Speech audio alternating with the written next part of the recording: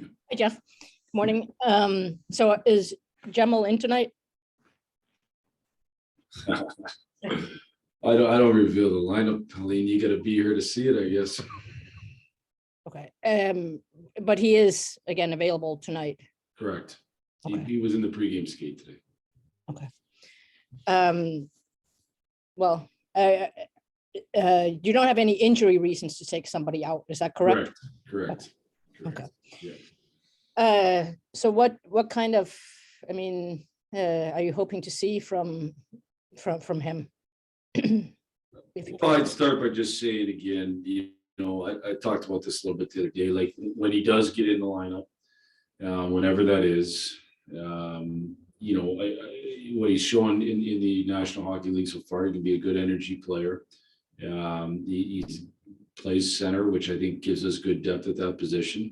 And we just need guys that again are accountable, that are can give you energy, that can change momentum without having to need lots of minutes. And I think he's a guy who can provide that. And just one other thing, or two other things. Luke Glendening, you had him for many years.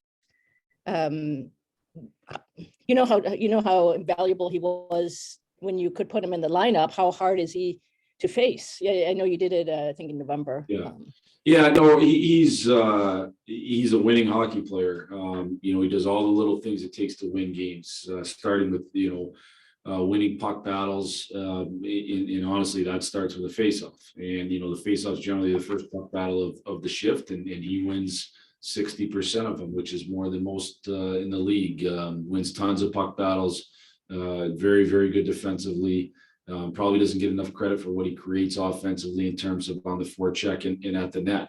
So to me, he's a guy that can help teams win. And I think any coach that's coached him has loved him for that reason. And then beyond that, I think his character, not just his character as a person, he's a great person, but his winning character from a hockey standpoint is outstanding. He's got unbelievable work ethic. He drags people into the weight room. His practice work ethic every day is outstanding. So I've got nothing but great things to say about Luke as a person, as a player, and as a competitor. I would have thought on Justin Abdelkader signing a PTO with Grand Rapids. He's another guy you knew for a long time.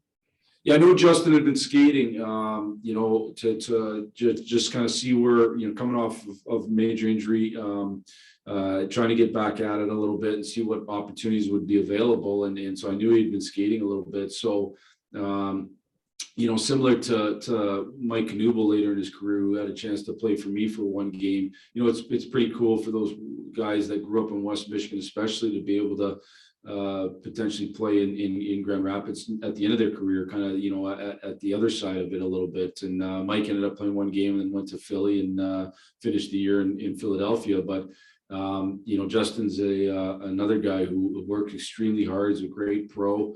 So certainly if he gets the opportunity, wish him luck. Thank you. Mm-hmm. Max Boltman. Hey Jeff, I wanted to ask you about the having such a young right side blue line and what you think that kind of means for the franchise to be bringing up three guys on that side all at the same time. Well, obviously they're not totally all at the same time. They're young right now. I get your point. They've come in at different times and had different levels of impact. I think, the fact that all three of them are in their own way real good players is a positive for our franchise. I think we went a stretch there where we were drafting a good number of right shot defensemen. And one of the things you do in the draft is you give yourself opportunities to hit on guys that can either play in the NHL, really help you in the NHL, or be really, really good in the NHL. And I think we've got, in varying degrees, a little bit of everything. And so, I think it's great. I also would say each one of them has to continue to improve to be able to push this organization's ceiling higher. And I think the focus for each one of them has to make sure that within themselves and what they're need to improve at, that they get better here, not just through the course of a day-to-day process this year, but going into the summer and moving forward. And if they can keep pushing their own ceiling higher, they'll push the organization's ceiling higher.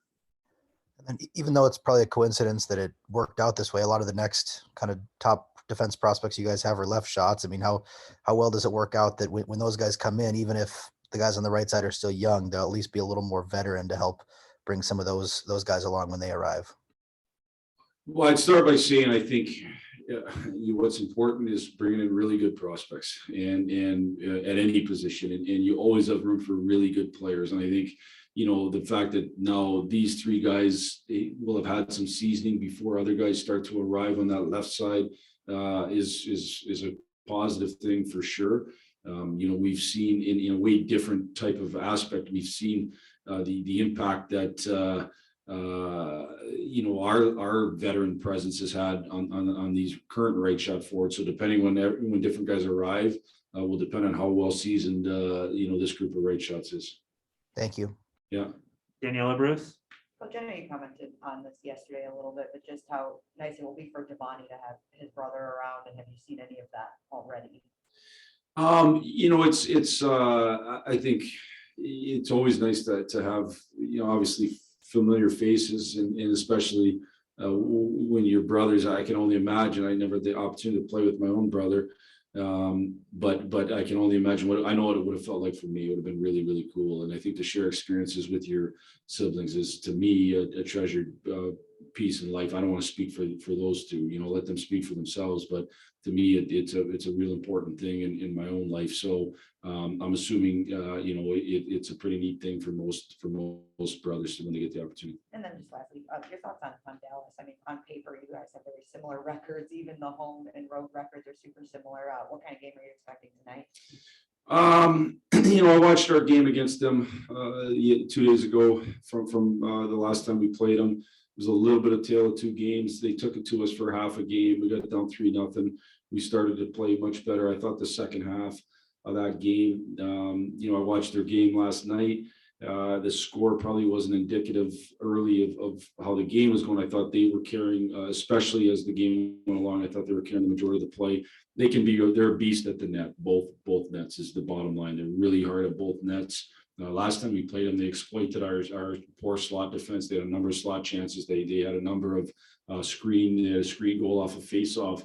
They're really big and they're really hard at the net, and then vice versa. They're really hard at their own net. Their D are really long, excellent defenders, take away a lot of time and space. And so, we got to use our quickness. I think that's one area that we have on a lot of teams. I think we're quick. We're not as big as some teams, but we can be quick and skilled and make sure we have a good shooting mentality. If you aren't ready to shoot the puck against this group, you won't get it off because of how long they are. So we've got to be ready to shoot the puck. Yep. All right, those are all the questions we have for Coach Blashill. We'll be back shortly.